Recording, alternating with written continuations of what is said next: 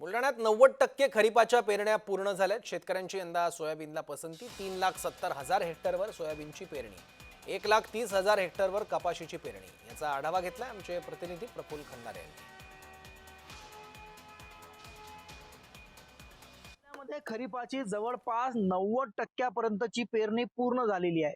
यंदा सोयाबीनचे क्षेत्र सर्वाधिक असून दुसऱ्या नंबरवर कपाशीचे क्षेत्र असल्याचं पाहायला मिळत आहे। मी अशाच एका सोयाबीनच्या शेतामध्ये आहे आणि आपण या ठिकाणी पाहू शकता सुरुवातीला आलेल्या चांगल्या पावसामुळे बऱ्याच शेतकऱ्यांनी जे आहे आपल्या पेरण्या आटोपल्या आहे। बुलढाण्यामध्ये सोयाबीन, कपाशी, तूर, मूग अशी पिकं जी आहे या ठिकाणी घेतली जातात। मात्र याही वर्षी सोयाबीनने या पेरणीमध्ये पहिला क्रमांक मारला असून तब्बल 3,80,000 हेक्टर पर्यंत ही सोयाबीनची पेरणी बुलढाणा जिल्ह्यामध्ये झाल्याचं आपल्याला पाहायला मिळत आहे। शेतकऱ्यांनी पुन्हा एकदा मोठ्या उमेदीनं आपल्या शेतीमध्ये मशागतीची कामं पूर्ण केली आणि सुरुवातीला आलेल्या चांगल्या पावसामुळे जवळजवळ पेरणी देखील शेतकऱ्यांची आटोपली आहे। बुलढाणा जिल्ह्यामध्ये कपाशीचं क्षेत्र यंदा थोडंफार घटलेलं आहे। त्याचं कारण म्हणजे सातत्यानं कपाशीच्या दरामध्ये होणारी घट आणि सोयाबीन हे नगदी पीक म्हणून शेतकरी या सोयाबीनच्या पिकाकडे पाहत असतो। त्याचबरोबर इतरही खरीपाची लागवड जी आहे शेतकऱ्यांकडून केली गेलेली आहे। त्यामुळे यंदा चांगला पाऊस पुढच्या काळामध्ये पडेल आणि शेतकऱ्यांच्या हाती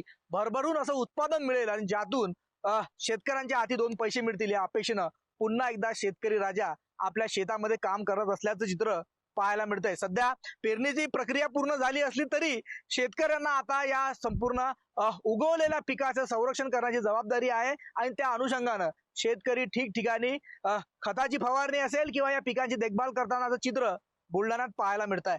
प्रफुल्ल खंदारे, जय महाराष्ट्र न्यूज, बुलढाणा।